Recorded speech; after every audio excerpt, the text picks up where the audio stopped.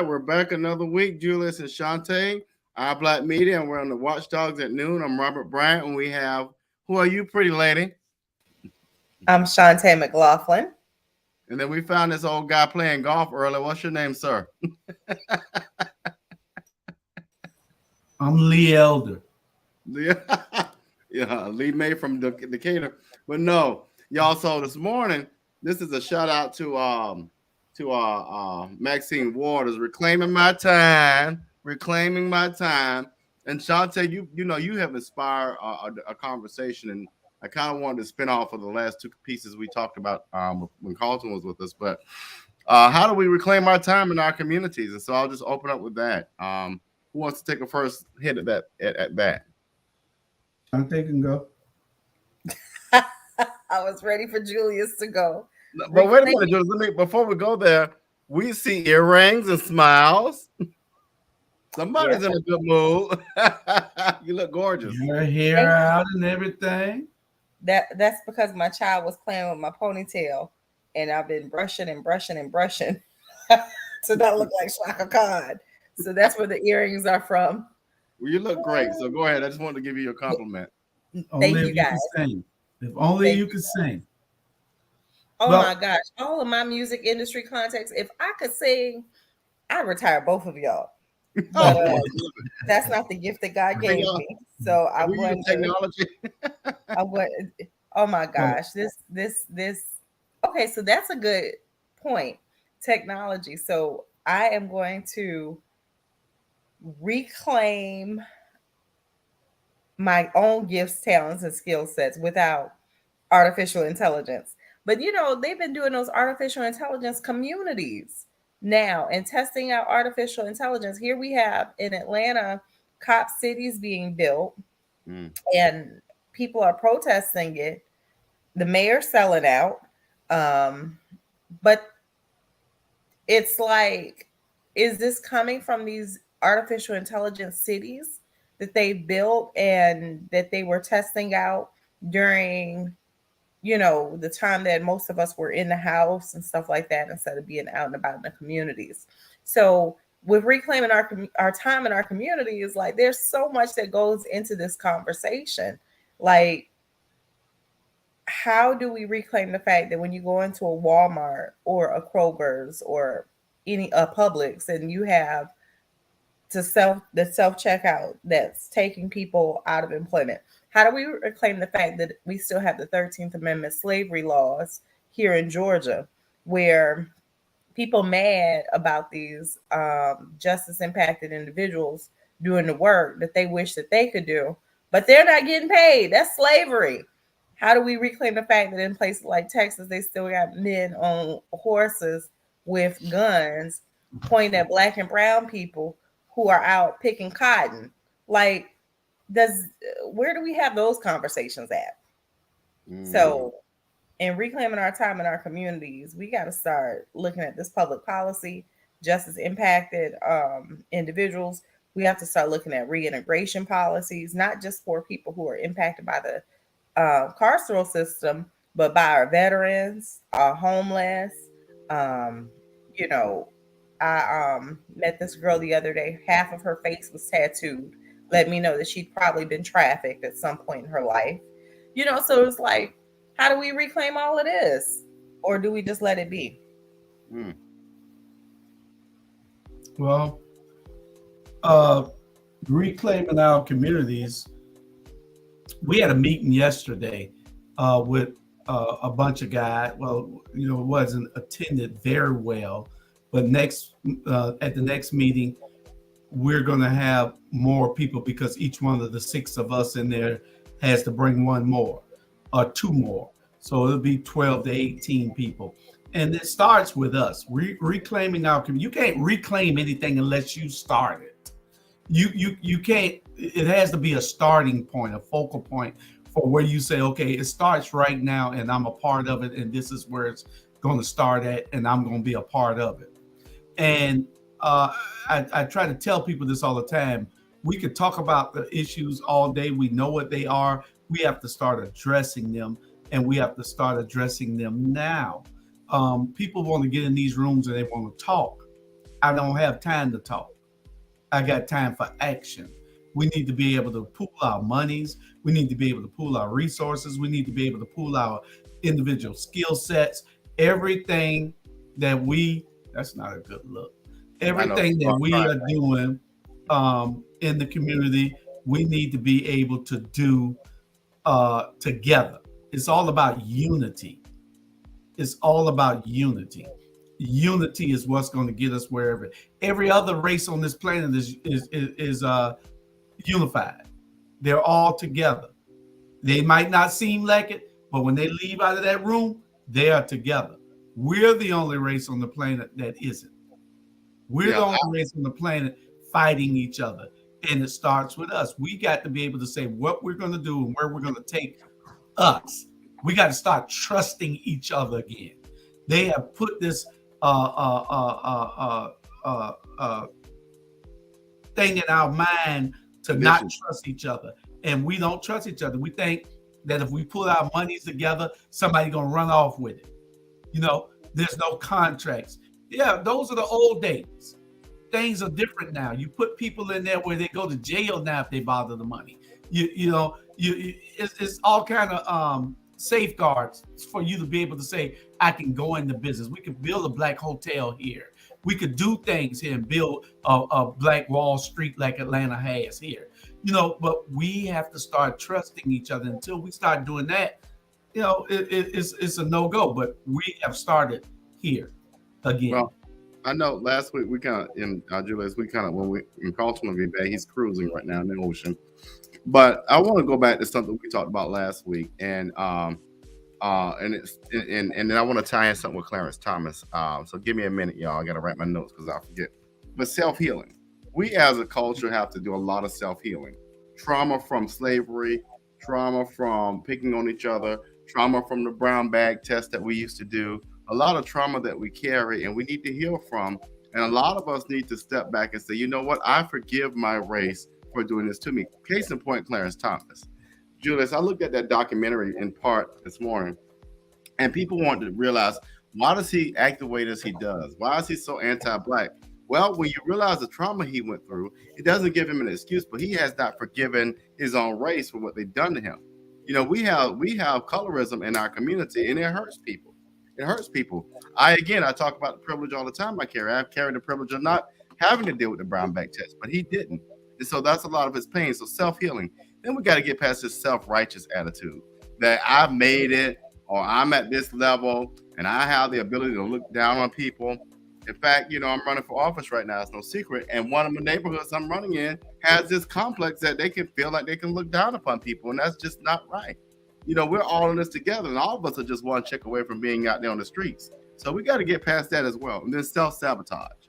I think a little bit you talked about, Julius, is, we have this fear of me and you and Shantae going to business together, that, I might run away with all the funds or do something wrong. Well, we got to start, again, like you said, trusting one another and realize that, what is it going to take for us to be cohesive? So I think self-healing, self-righteousness, and self-sabotage are things that really cripple us and get us away from reclaiming anything that we own or have been taken from us. That's good. And you said a lot. Brown paper bag test, we may not have had to take that, but I know I got into plenty of fights for being light-skinned and having just shoulder length hair. Wasn't even down my back. That was enough for people to want to fight me. Oh, somebody's boyfriend said you were cute, so now I want to fight. And me, I was with it. But that's not a good thing. That's not a good thing, and colorism impacts our communities in so many different ways. I didn't even know that there was a conversation around me being Puerto Rican and Black until I ran for city council in East Point in 2021. And I'm not even Puerto Rican like that. Like, my great grandfather's Puerto Rican. That's like somebody saying that their grandmother's white and they're chocolate in complexion. You know what I'm saying? Like, nobody's sitting here saying, well, you must be white then. But then if you have a little bit of redness, then now, oh, you can't identify. You one of them. Like, what's one of them? I get discriminated against. I get I had to tell a white lady one time, we were in the elevator. I said, nobody want that cheap ass bag that you got. You can unclutch it now. And because she started clutching her bag when she was standing next to me in the elevator. I was like, my bag costs more than yours. Nobody wants your little cheap ass $25 bag. Unclutch it. I know you would tell her. I know she did. And walked away like ain't nothing happened. She was like, I told her husband, I said, I don't know why you got your wife clutching that bag. Go buy a real bag, you know. And she didn't have to be like, Lord, get out the elevator. Just get out the elevator. But I was offended. Like, because I'm black and I step in the elevator, you gonna clutch your bag? Like, ain't nobody want your bag, lady. And then I remember I was off my mental health medicine and I got into a fight, y'all. I actually got an aggravated assault charge for this one. And they made it go away because they knew that they were in the wrong. This white lady, she said, and I remember what I had on. I was still a size 2. I had my little bald head shaved and my little long sundress and my tie-dye button-down shirt, my cute little heels, and my little MAC makeup and lipstick was popping. And the lady gonna say, oh, I like your sundress. I said, thank you. So I have some manners, even when in psychosis. And I said, thank you. And the lady says to me, oh, you must be one of them Yankees or something. After she complimented me on my dress. So I said, oh, you must be one of them, you know, and I said what I said. And she said, it started with a C because she called me a Yankee and I knew she was calling it to me in a derogatory way. And so I called her something that, you know, is like a wafer. And I said, you must be one of them wafers or something. Not a wheat thing, though. Yeah. And so she walks past me and goes and coughed on my food. So I threw my drink at her. And it's not funny, y'all, but it is funny now. And she swung at me and I swung at her. I drugged that lady all over that restaurant. And but I don't feel bad for it even today because that lady spit in my food and called me a Yankee. Like that has its place too. You know, like all of this Yankee talk, just because I grew up in the, you know what I mean? Like, so the colorism conversation is one thing, but when white privilege gets to the point where they feel that they can just be that disrespectful and rude and spit on your food, like they ain't about to catch that ass whooping that day.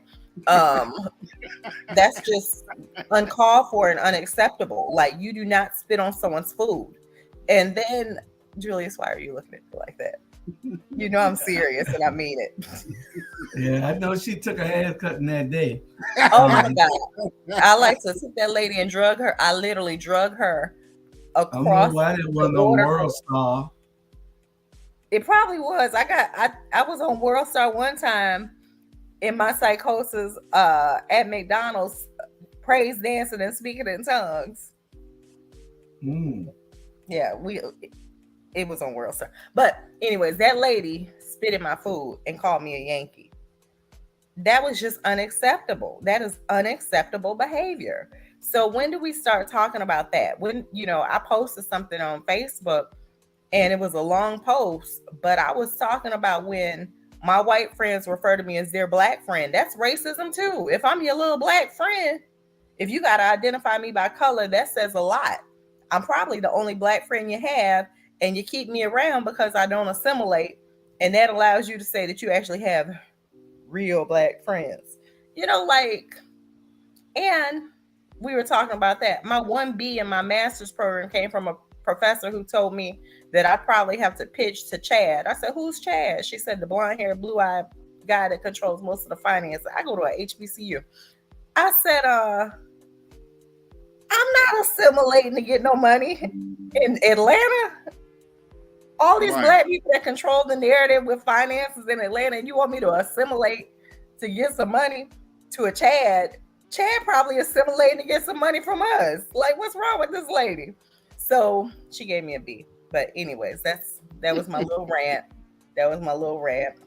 And Clarence Thomas, I agree. A lot of people are impacted by colorism, not just because we don't know what it was like growing up in his household with him having to pass the brown paper bag test. We don't know what it was like with him being a Harvard graduate, and his son and affirmative action and blah, blah, blah, blah, blah, blah. And we don't know what it's like for a lot of people, period.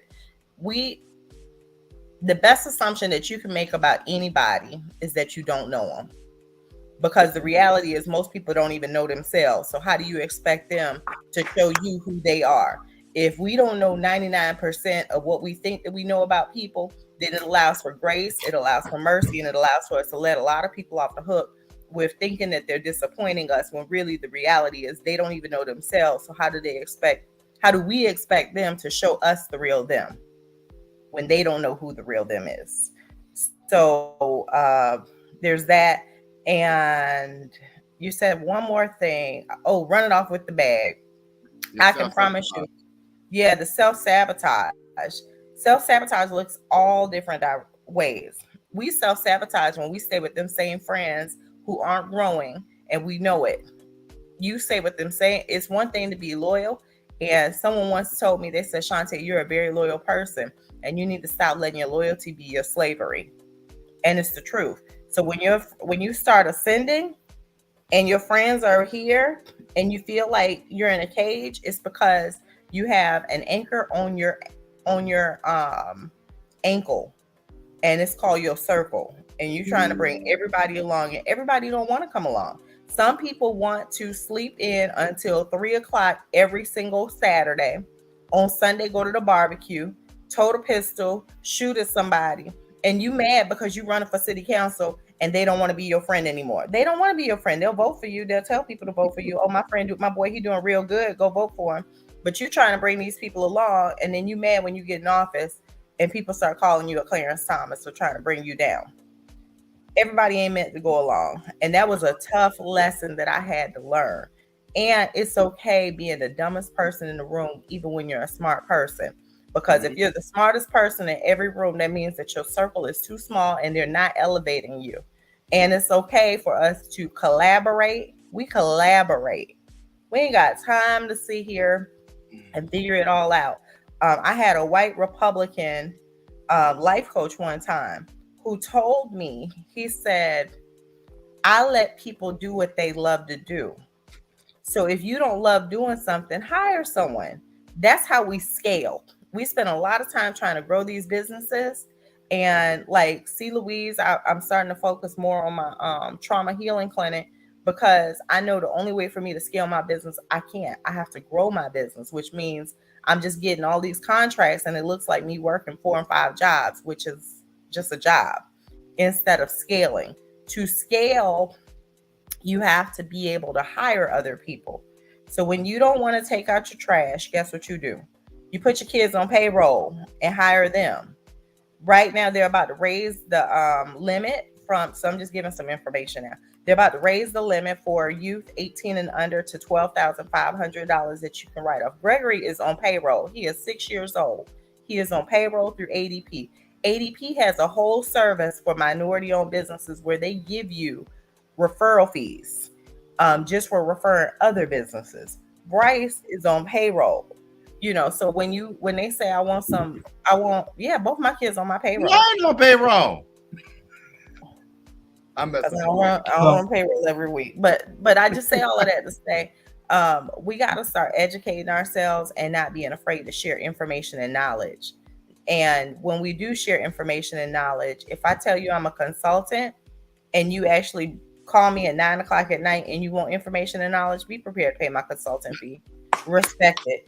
But when I'm sharing information and knowledge, just because I choose to share information and knowledge, just take the information and knowledge and go do what you're going to do with it and share it with somebody else. That's right. Well, share a comment. That is true. I had a meeting Tuesday or Wednesday. What day was it? One day this week, Charlie and we were talking to a candidate, and we were telling the candidate we did a lot of stuff for free, not almost for free, but that was for us to get in the door to change the narrative. And we changed many governments around Chatham County, and we know our worth. So we need to get paid and compensated just like those white companies that do the exact same things that we do that can't even do it better than us. And right. We just happen to be the best in Chatham County, and we need to be paid as such. We can't keep doing things for free because people will think that they can always come to you and get that cheap price, but they'll go over there and pay that person 3 times what they're paying you, and it's not fair. So you got to put your work, you got to understand your value, put it out there, and people will have to pay it because they're trying to get into those positions, and you can help elevate them to it. But getting back to our topic, we as a people just need to understand that it's time for us to come together. It's time for us to be on the same page. It's time for us to stop all the fighting. It's time for us to trust each other so that we can pool our resources so that we can do things. They don't need to gentrify they're gentrifying our communities because we are allowing it.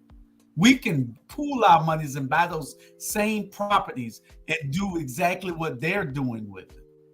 Why, you're only talking gentrification because they're white.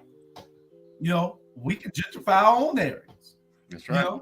We can clean those apartments up and those houses up, renovate them and have them as Airbnbs and as rental properties. We can do that. But we're letting somebody else do it, and all we want to do is sit back and cry and complain. That's right. It's more than just crying and complaining. It's time for us to exert some action. I don't like to go to meetings just to talk. I don't. I told them last night in the meeting I was in last night, I won't be here talking. We either going to be working on solutions or I won't be in there. That's right. I don't have time to wait on nobody to do nothing. We got to do it, or I'm going to do it on my own. Might take longer, but I'm going to get it done. That's just how I am. I'm tired of talking. All we do is talk and complain. We know what the complaints are. We know what the issues are. Let's come to some resolutions. Let's get some things done. Let's work on it. And that's what we got to do. We got to reclaim our community by being unified. It's about unity. That's right. So y'all, we're gonna hit a commercial break, and then when we come back, Julius, I think you're doing something now, and I love to highlight solutions. And so what we're gonna do when we come back, I definitely want you to talk about the magazine and how you plan to expand that, because I think that's a way of tackling the issue. So we're gonna do our first commercial break. We're gonna do 2 today, y'all.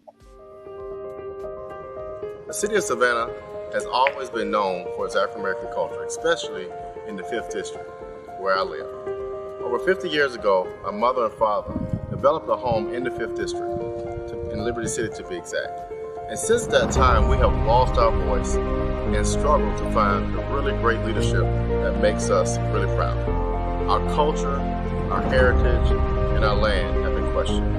But if you join me, Robert Bryant, next year in 2023, we can get to work and believe in change that we can all be proud of. So join me, let's believe in the change, and together we will make the District 5 stronger. Thank you. All right, Better Savannah and Corporate City Review. Hello, Savannah. Hello, Savannah. Hello, Savannah. Yeah, well, that's our magazines. Hello, Savannah. This month's issue, you can find all of magazines, every issue that we've done since last October, I believe, or September or October. This is the front cover of Hello, Savannah. You can go to atrmediagroup.com and check out this month's issue.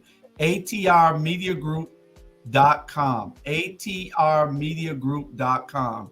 And put that in the thing for me, Robert. atrmediagroup.com. www.atrmediagroup.com. Okay. And you can get this is our July issue for Hello Savannah. That's the cover, and this is the cover for the Port City Review. Port City Review, and it has Frederick Douglass on this one, Malcolm X on the other one. We got great reads inside, and if you want to advertise with it, just give us a call so we can put you in it. It goes out to 56,000 people in the Chatham County area, 50,000 in Savannah, 6,500 more in the Port Wentworth, Garden City, Pula area. So we're putting it out there. We just started 6 months, 7 months, and we're trying to get that information out there. We hope to have Atlanta. Matter of fact, we're going to Atlanta this weekend coming. Well, next weekend. It's already the weekend now. We're going there. The 15th and 16th. Shantae, Robert, me, a bunch of us will be in Atlanta watching. We'll be in Atlanta at Black Wall Street, the new Black Wall Street in at the Old Stonecrest Mall.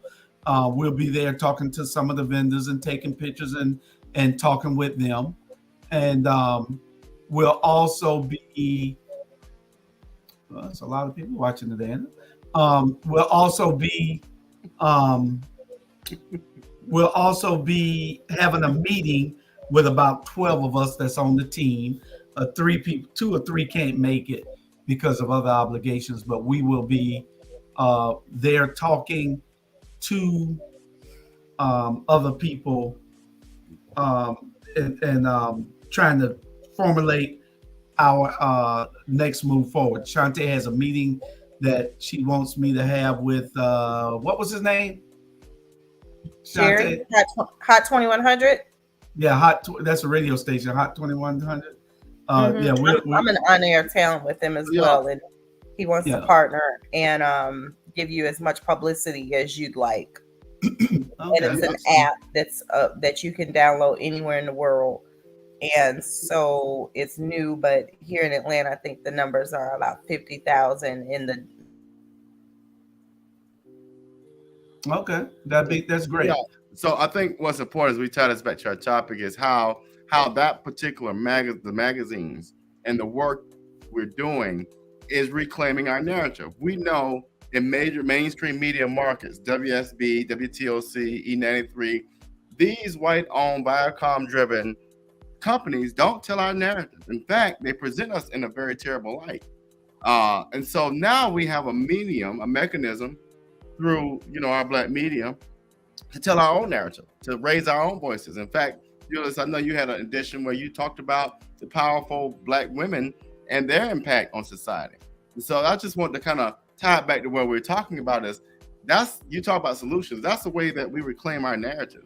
Shantae, you have your small business where you look at and then she leaves. But that's how we claim our narrative, is doing things like that. And what are some other things that, I know you have some other things on the horizon, but I know through your political consulting firm is getting officials elected that are going to raise our values. So that's kind of how I want to tie it back in. Where's Shantae went? I don't know. I'm about to check on her now. Oh, she lost her signal.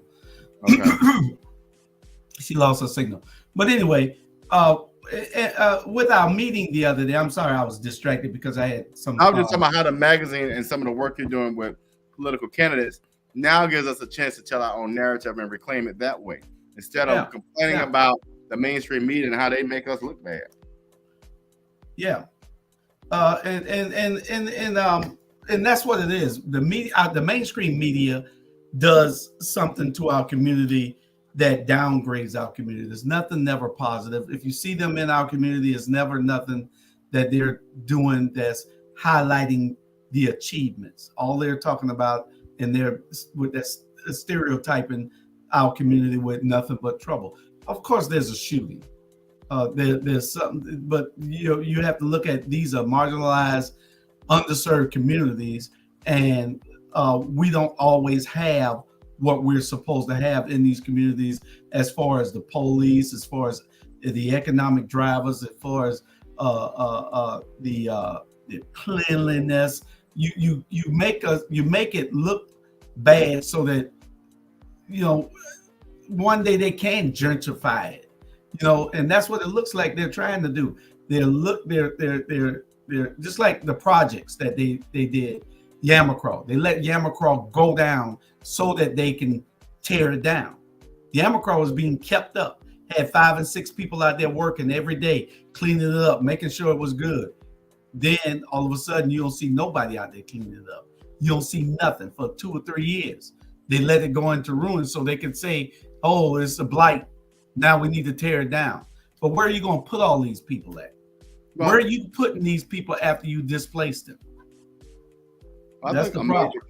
I think nationwide, what we have a problem with, and that's, you have what I consider, now we have 3 levels of individuals in the Black community. You have those who, what I call, are poverty stricken, meaning that the government and those around them, their communities, have placed them in a space and where they find it difficult to escape poverty, and that can be through low wages, so forth, so on. Then you have the middle class and working families, and those are individuals who work day to day or have what you call career positions, and they live their lives in a little more privilege. And then you have those who think they've made it, what we call the elite, are those who believe that they have amassed some type of wealth and security to where they can escape the plight of the white man.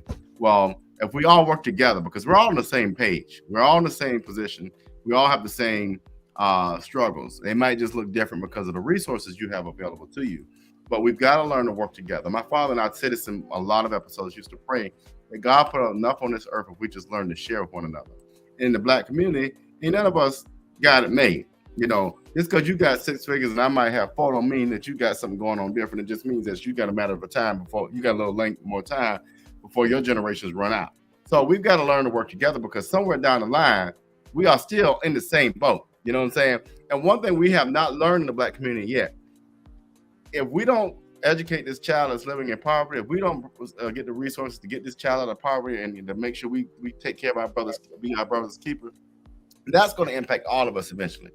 You know what I'm saying? I think last night in the conversation I was there with you, and that helping people to realize that, you know, that child in that family in poverty is just as significant as the next. Because guess what's going to happen? Just because you think you live in a neighborhood and doesn't impact you, it does impact you. It eventually will impact you. That's why we have such a high property tax. That's why we have high issues on high prices on groceries, because all of this stuff kind of works together. Point of the story is this: if we don't learn to work together as brothers and sisters, we're going to perish as fools. And Dr. King has told us that, and it still lives true today. That's true. That's true. That is so true.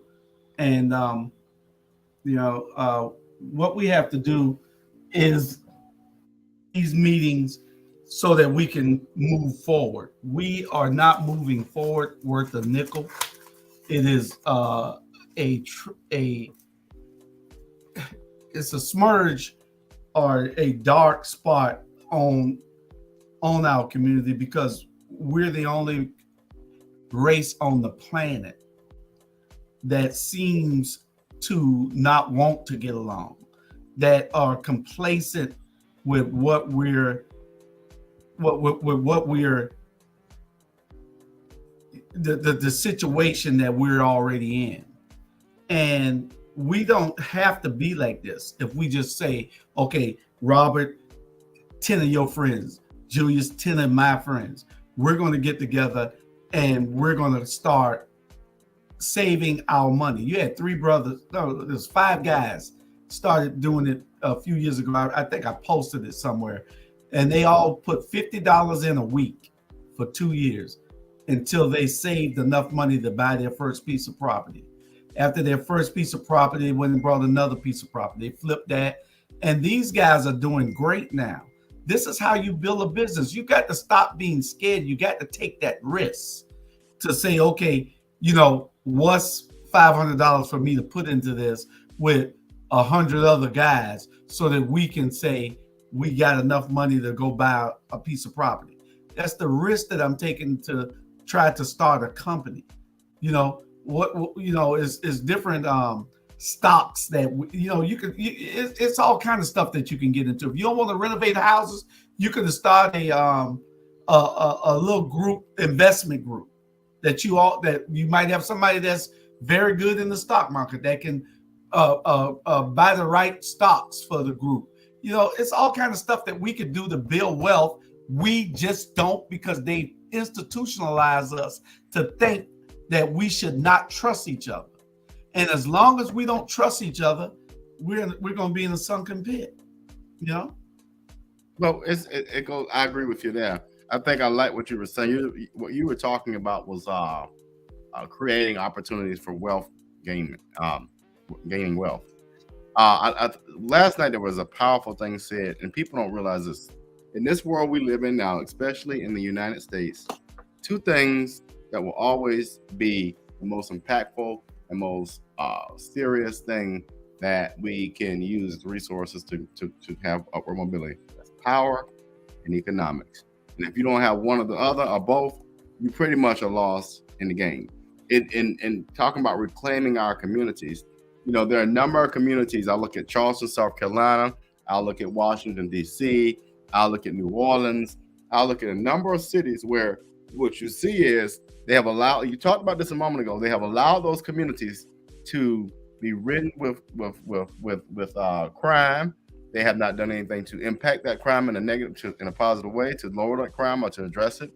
Then you allow communities to fall apart. You don't offer resources to seniors or those who are living in poverty to upgrade those homes in the area. And so what you do is you allow those areas to fall apart. In particular, New Orleans with Katrina, you allow those communities to just dissolve and not pour any resources in there. And guess what happens? You know what? Now they're on the market, or now they're in a way where those people lose the property, and folks that don't look like us go and buy them up. What we see here in Savannah, which is really disturbing, is you raise the property taxes to a point where seniors and people in poverty lose their homes and you auction them. So what we've got to do is either, like you said, pool our funds together, our resources, go and acquire those properties, go and acquire that land, or what we do is we develop a trust fund or some type of funding to go help Miss Mabel save her home, to go help this single mom of 4 kids save their home. But what we have done, again, with this self-sabotage, those that live up here who think they've arrived, they don't want to share. They don't want to invest because they think they're better than. Well, you're not better than, because sooner or later, like I said, generations down the road, you got grandchildren that one day it's going to hit them. You know, you may not see the karma today, but it's going to hit you later on. So, you know, I like what you said about offering this idea of we got to learn to work together and identify ways to either A, acquire our rightful property on our own, or B, help our brothers and sisters keep that land and their property. Mm-hmm. That's correct. That's absolutely correct. And those are the things that we got to do. And it starts also, Robert, with putting the right people in office who brings that type of information. Because see, people sometimes don't listen to the community activists. They'll listen to the elected officials because they see them on TV every day. They see them out in the spotlight, even though the community activist is always somewhere in doing things. We need to make sure that everybody sees that the community elected officials are there talking to the people, giving them the same ideas that you just espoused. They need those same ideas, because if they hear it from an elected official, they're going to receive it better. Then maybe we can go out and do things. We can have those workshops. We can have those community town halls where we can say, okay, it's time for us to regroup. We're too far behind for as long as we've been here. The first people on, even though our DNA says we'll be the last ones here also, we're the first ones here, but we're lagging behind everybody else. And we got to bring ourselves up to do the things that we need to have done in our community. It's going to take us, not just saying and talking about it. We got to go into our pockets. If you can't put no money in, you got to be able to put that skill set in. You know, you might have a certain trade that you might can do. It's value in all of us. We just got to be able to bring it out. And we all, you know, and that's what they used to do back in the day. But today, we are so far apart. Air conditioning keeps you in the house. You don't want to go out it. If it's too hot outside, if it's raining, you don't want to go nowhere. We have to get away from that mindset. All right. We're going to do our second commercial break. And then, Shantae, we're going to come back and we'd love to hear from you. You'll just start us off in a different direction.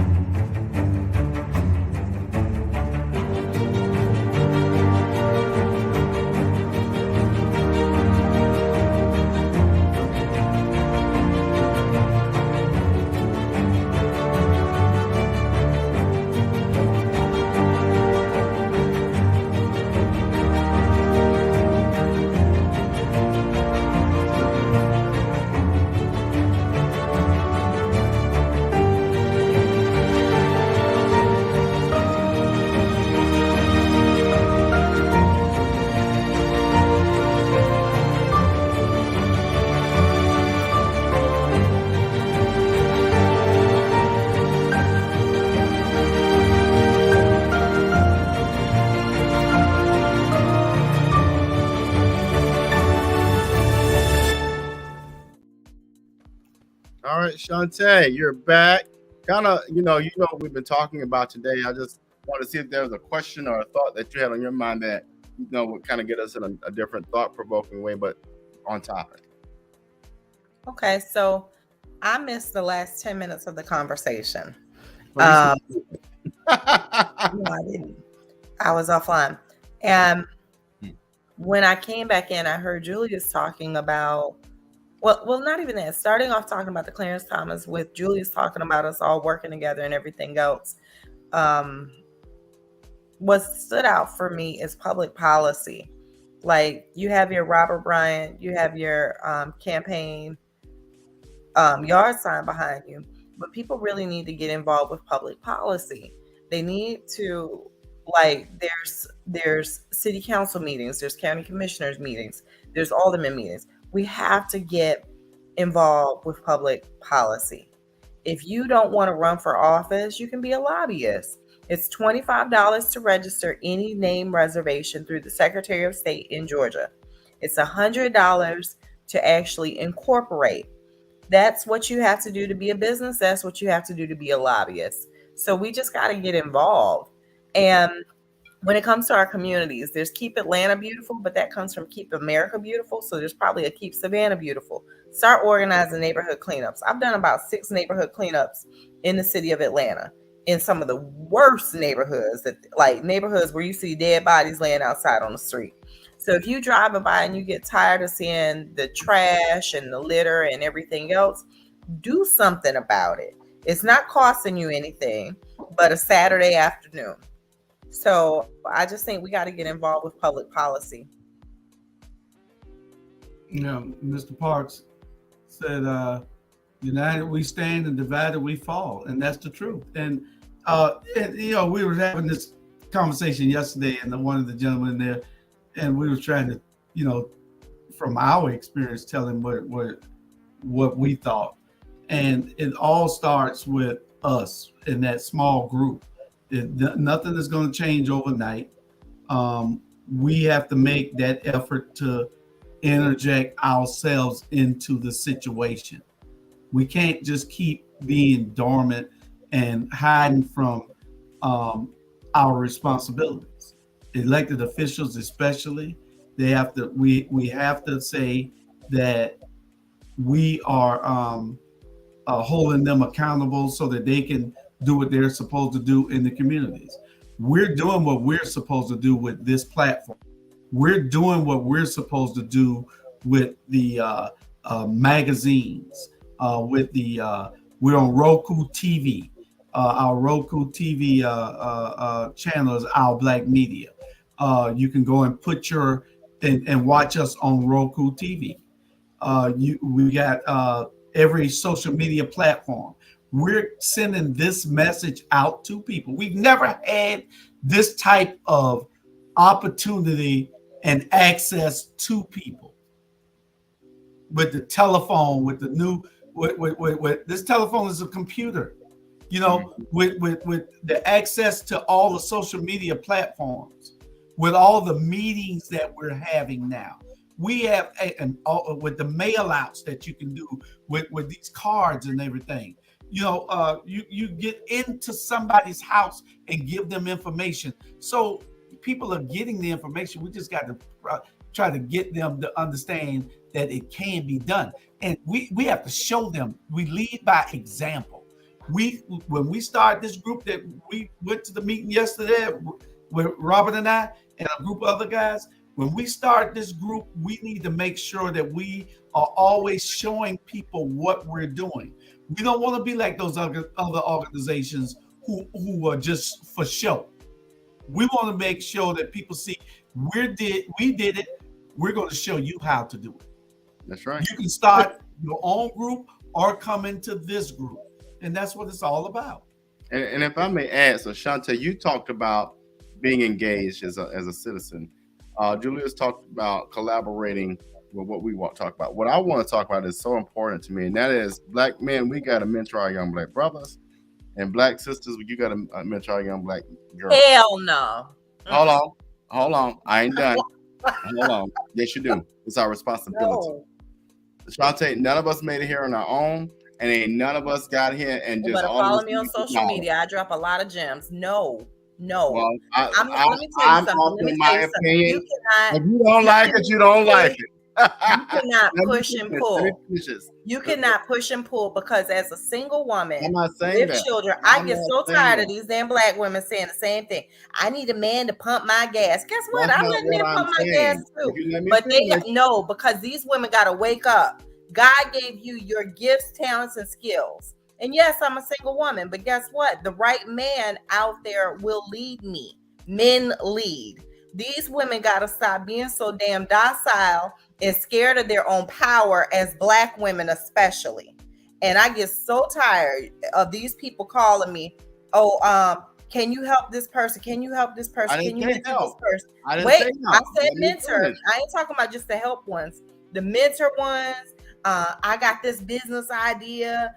And then they want you to That's not what carry I'm out their saying. whole business. That's not The what I'm whole saying. thing is these women got to step up to the plate. Stop waiting for a man. They looking at me like it's something wrong because I got 2 millionaire baby daddies, and they like, well, I just settle for a man that make 10,000 a month. I'm not If saying you that. don't get out there and get it how you live and use your gifts, your talents, and your skills, and pay it forward to the next set of people, men and women, because it might be a man to receive some of my gifts before a woman, and it might be a young girl because I do pour in, and I don't have time for the competition.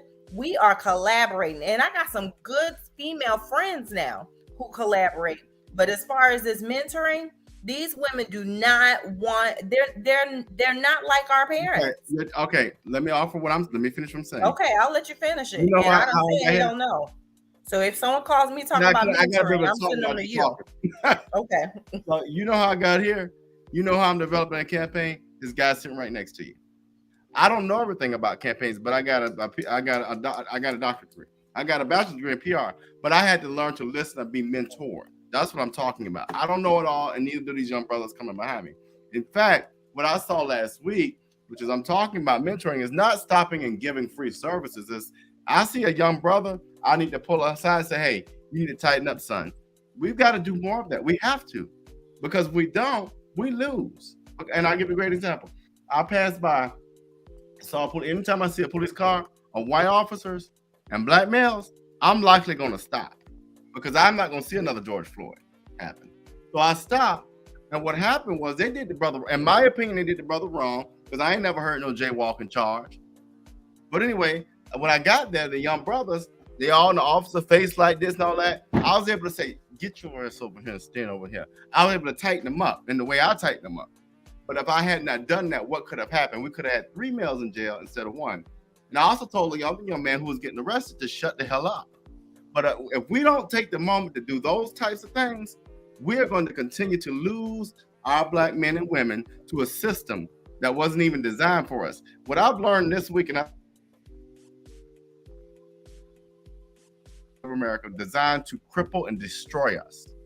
The system of economics, the system of slavery still exists, the system of employment, the system of business ownership. All these systems are created to not help us win.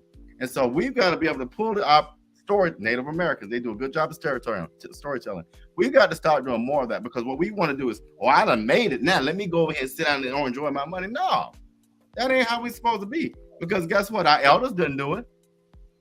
Our ancestors didn't do it. So we've got to continue to do more of that and stop being afraid. We talked about this on the album. Well, they might kill you. They might shoot you in the head. You got to be careful with that. Why are we scared of our own people? I don't give a hell. I say hell instead of damn or anything else about any of that. We argue all the time, and then we hug. I am not mentoring any woman or male. I'm saying that. I'm not mentoring. They better follow me and follow my tidbits, because the reality is, and I'm saying this because I'm at that place in my life where I'm looking for my next level of growth, and you cannot push and pull. And when I sit there in the room with these women, and these women say things to me like, oh yeah, you're so inspiring, you're so empowering, I just want to know some of what you know, and you share the knowledge, and then out of nowhere they're like, all these independent women, all these women acting like they don't need a man, all these women trying to be men. Listen here, bitch, I'm not trying to be a man because I pump my own gas and I pay my own bills. I'm trying to make sure that I keep a roof over my head and my kids taken care of, clean, and off welfare. And if you can't get with that, then you just can't get with it. But I'm trying to stay sane. I'm trying to elevate myself so that I can sit there and help the whole community. But you sitting here mad at me because I might have dated a ball player at some point, and you think that you need, well, some of us need $10,000. Well, go back to the plantation then. Ho, that's what they're gonna do. They're gonna hold you out, because when you go to some of these different things with these athletes and entertainers, when they pissing on women for 10,000, when they doing all this crazy stuff, and now you having threesomes and fivesomes and tensomes, and you can't even show your kids your different videos from back in the day, or tell your mama what you did to get that light bill money. You mad at me? No, because I'm choosing something different. Yes, and I said it. And so it's like these women need to stop playing small. They need to educate themselves and start where they are and do something from where they are. If you want, I don't care what it is. And I support, I love, ain't nothing as beautiful as a black man. I love black men. I might love black men a little too much. My accountant told me I need to sign a non-disclosure agreements when I sleep with them, because the last one was trying to extort me for $3,000. So when I say that, I say this to say, these women, it's like they become so basic when it comes to going out and just making something of themselves. Like, God gave us all talents. Your talent might be beading, your talent might be jewelry making, your talent might be candle making, your talent might be speaking, your talent might be graphics. Whatever your talent is, that's what you should be doing. That's the gift that you should be walking in. Don't go sitting here getting mad, hating on the next woman because you see her with this or you see her with that. Every Prada and Gucci bag wasn't bought with money. Some of it was bought but with the pocketbook between some of these women's legs. So stop competing with each other and just be, like. And so when you ask me to mentor some of these women, where they're at, I'm not there, because I'll sit there with my phone bill turned off before I go sell my body. And that's what I choose to do. And you said a whole lot, and it should inspire somebody to understand, because I was in a line at Zaxby's last week, or one of the stores, and there was two young girls in front of me, and they were talking about they were going to the club to get their drink on. And I'm wondering, what the hell, they're in their 20s. They want to go to the club to get their drink. I'm ear hustling. I'm listening to them. They want to go to the club to get their being nosy. To get their, yeah, that's what I was being.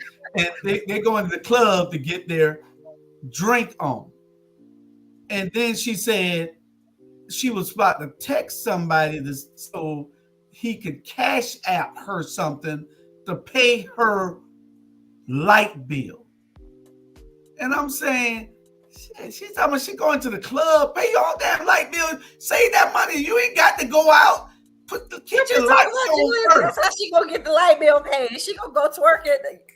Carlton was talking about popping pee on the phone. But it didn't make. I wanted to say something. Hey, I wanted to say something, but I know these kids will cuss you out in a New York minute. So I just,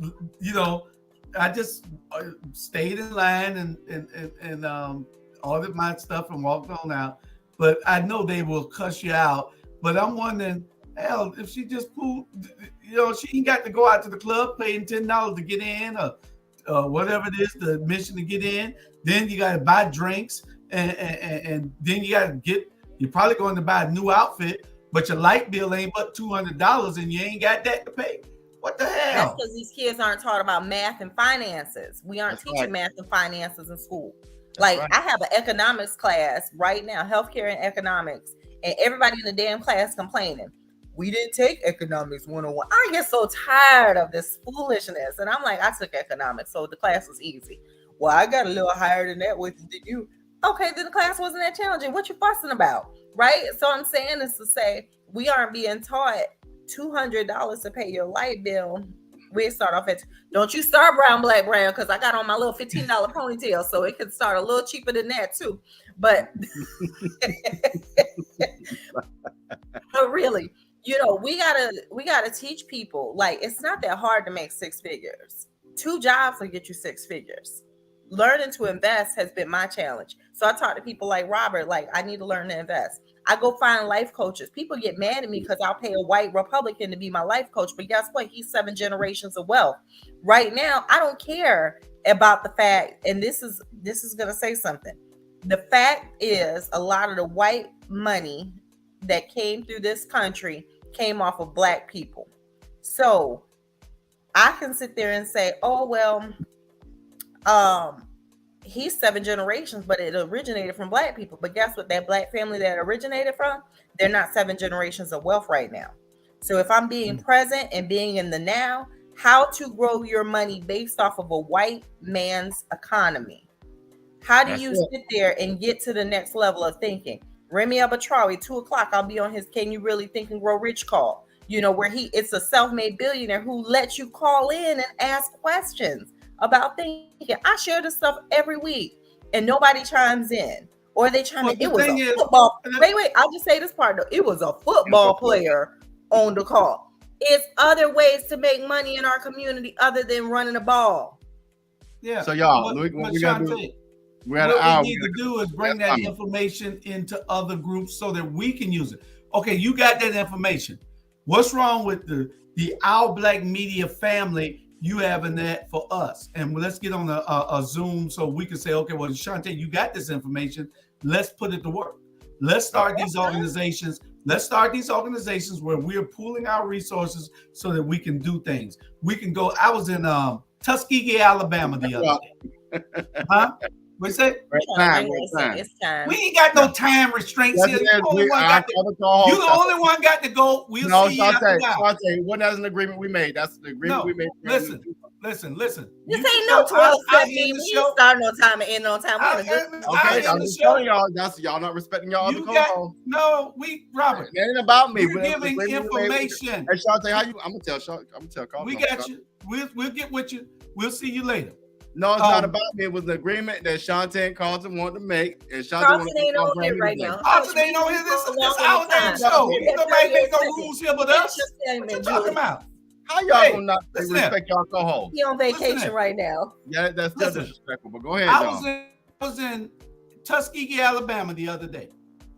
I rode by the college. First time I've ever been to Tuskegee in my life. Not one soul. I didn't see one living body at that college. Not one living body. I went around the other end and I saw God at the gate.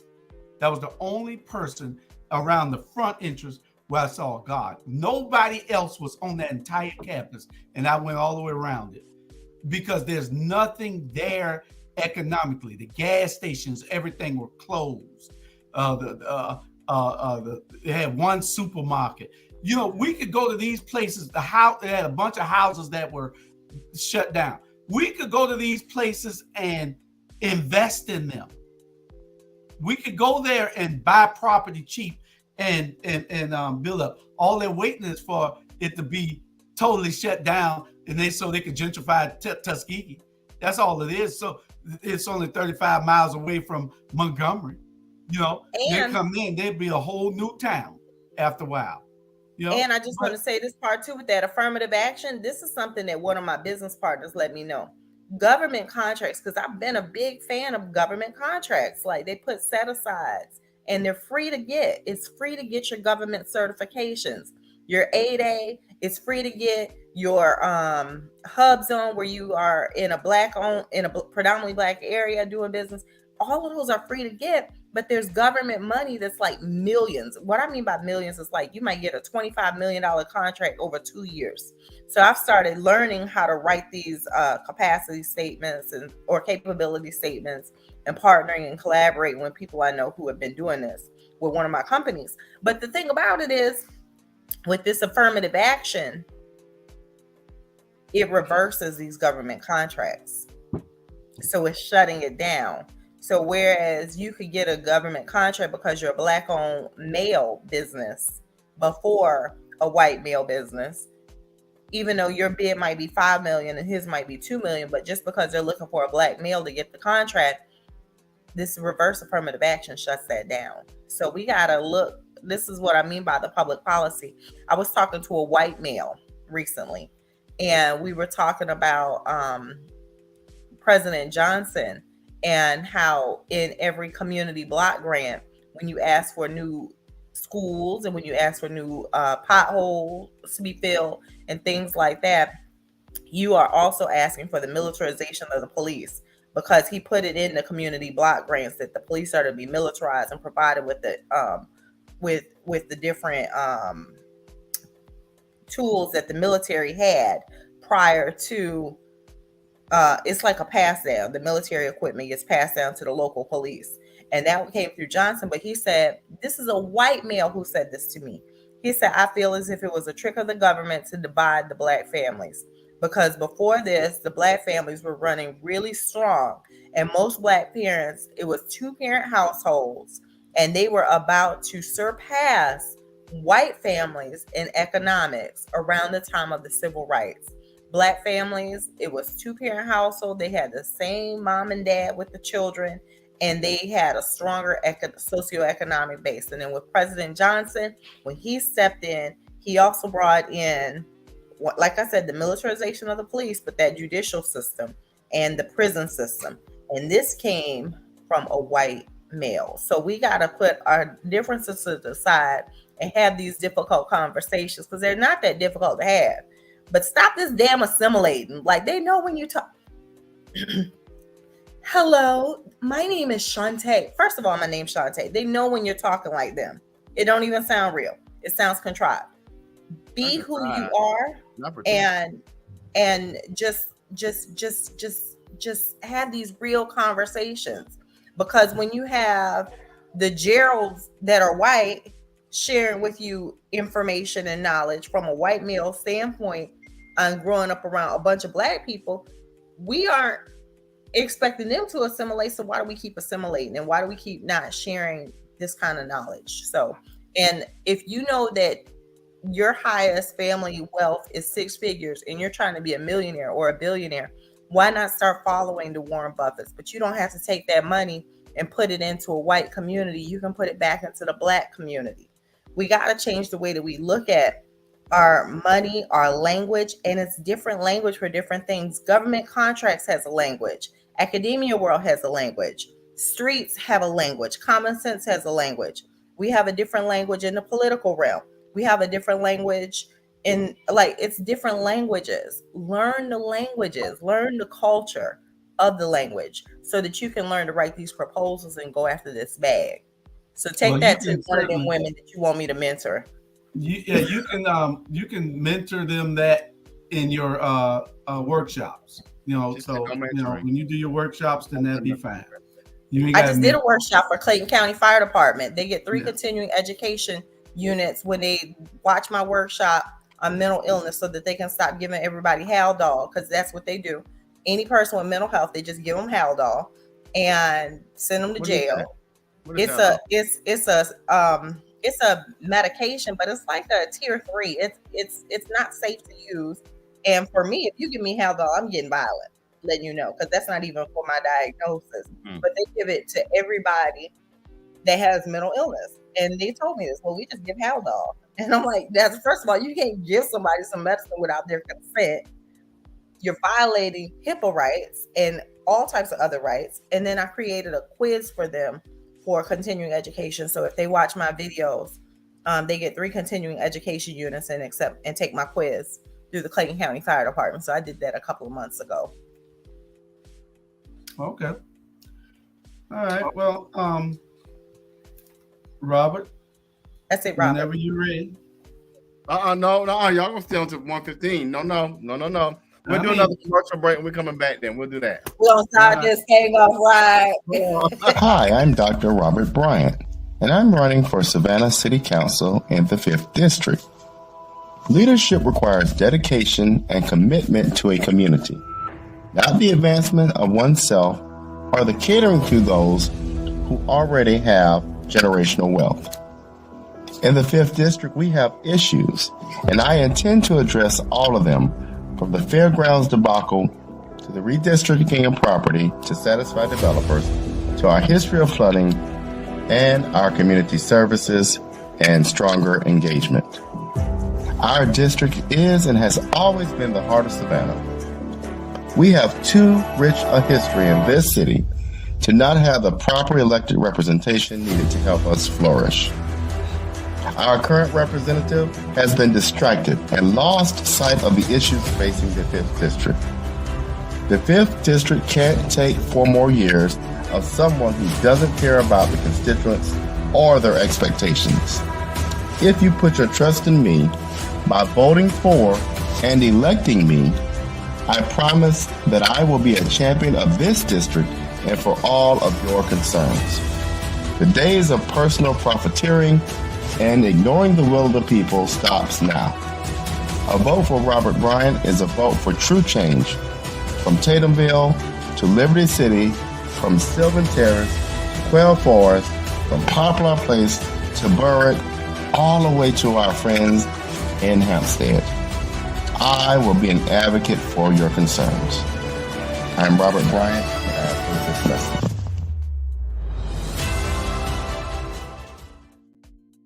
Ivan, you need to stop bothering me. I didn't even write it. To be honest, I can tell you who wrote it, but I won't disclose the individual unless they want me disclosed. I didn't write that, Ivan. I promise you. But y'all, any final comments? Shantae, final thoughts? Yeah, it's interesting when that commercial came up. I'm going to say this because I'm in Atlanta and Savannah, Chatham County politics don't impact me because I don't have any family in Chatham for any kind of retaliation. So, yeah. So your competitor, without naming the name, I'll say this. I am really disappointed inside of. I was raised non-denominational, and if my son did not have to cut off his dreadlocks for me to convert to the Nation of Islam, I would have probably have converted to being a Muslim a long time ago. So I'll say that. And I'll say that there is a certain proper protocol that comes with that and with women in that culture and with just the whole culture. It's such a beautiful, rich culture. It's like going to the Shrine of the Black Madonna and seeing the Pan-African movement. So I'm very disappointed to see your competitor behaving the way that she is. And I'm very disappointed to see her not engaged in the community. And I was with you at the Hunger Club, and I was very disappointed to see her not really want to speak to you. Like, there's a level of grace and class that comes with being a Muslim woman. So if she wants to send me something, she can send it to me because, my bank account is only what it is and I ain't got no lawyer. So she's going to be real disappointed. So, but I'm going to say that out loud. Like, there's a level of grace and class that comes with being a woman, period, a Black woman, second, and Muslim. Please walk in that and stop being childish. She's not a Muslim. What is she? She's a Christian. What is she? She's a Christian. Her name just happens to be Shabazz. I thought she was Muslim. No. Oh, well, that might explain some things. If you're scared, go to church. Julius, final thoughts? Well, y'all just watch the shows. We got 2 new little-known Black History facts. 5:00 tomorrow. From the Hood to the Pulpit at 6:00 tomorrow. Y'all don't forget 6:00 today. Watch Pastor Small's show. And 7:30 we have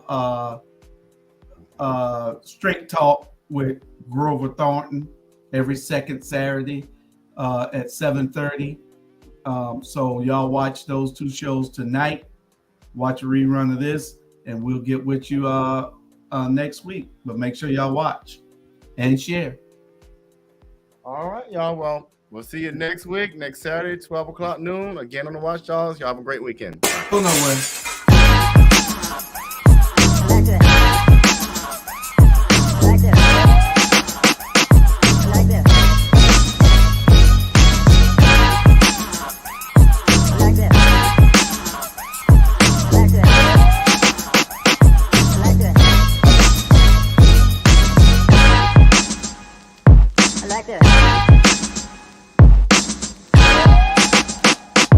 Like this.